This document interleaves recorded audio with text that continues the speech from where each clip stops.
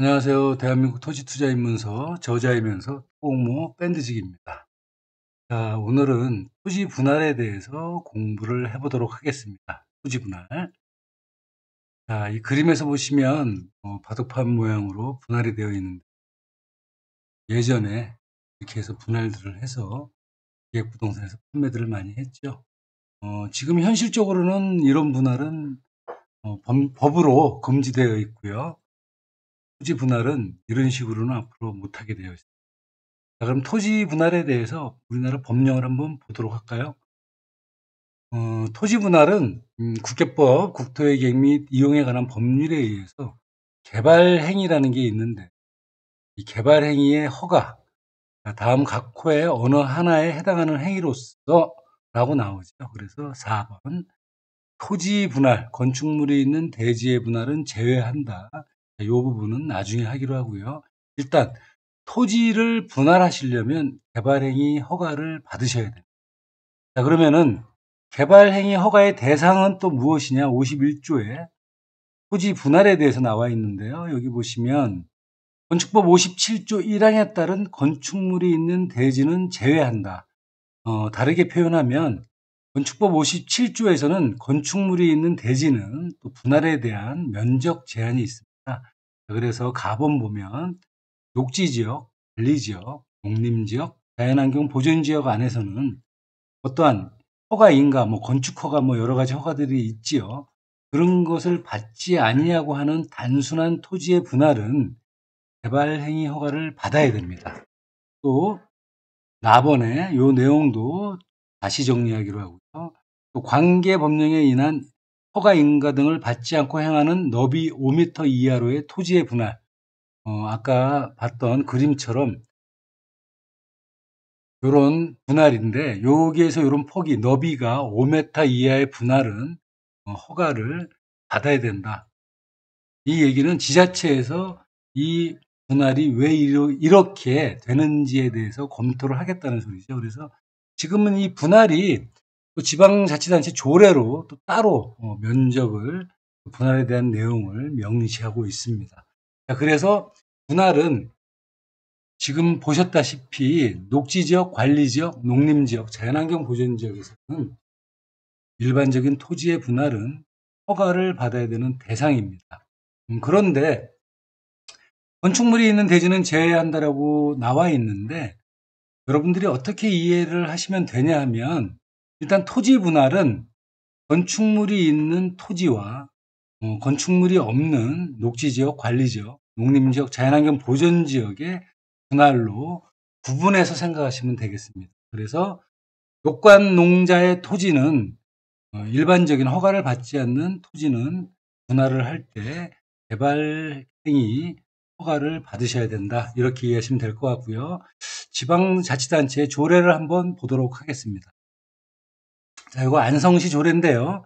안성시 조례에서는 토지 분할 제한 면적이라 그래서 녹지지역과 관리지역, 농림지역, 자연환경 보존지역의 토지는 요 면적 이상으로 분할을 해야 된다는 얘기고요. 또 우리가 경지정지된 농업진흥구역의 토지는 또 분할에 대한 면적이 요거보단 크죠. 2000제곱미터. 즉 바꿔 말하면 토지에 필지가 남았는데 필지가 있는데 예를 들어서 3000제곱미터다. 그런데 하나는 2000으로 분할을 했다. 그럼 나머지 잔여 필지는 1000제곱미터지 않습니까? 그럼 그런 경우에는 분할이 안 된다. 잔여 필지가 2000제곱미터 이상이어야 된다는 이런 내용도 아셔야 될 것 같고. 그래서 안성시 건축조례를 보면은 건축물이 있는 토지는 주거지역, 상업지역, 공업지역, 녹지지역, 주거, 상업, 공업 60제곱미터, 150, 150. 녹지지역은 건축물이 있더라도 이미 개발행위 허가에서 녹지지역의 토지는 인가 허가를 받지 않은 토지의 분할은 개발행위 허가 대상이기 때문에 굳이 여기서 논의할 필요는 없을 것 같고요. 그냥 이렇게 구분 지으시면 될 것 같아요. 녹관농자의 토지는 무조건 개발행위 허가 대상이다. 그리고 건축물이 있는 토지는 그 해당 지자체 건축조례에 의해서 주거와 상업 공업지역은 60제곱, 150, 150 면적 미만으로는 분할을 못한다. 이렇게 이해하시면 될 것 같고요. 그러면은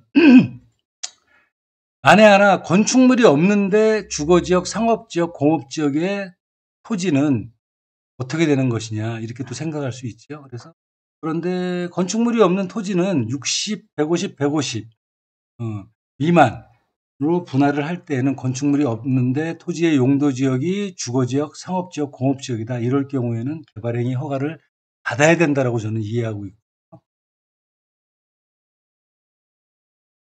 그 면적이 초과될 때에는 허가 없이 지적공사에 그냥 분할 신청을 하면 되겠습니다.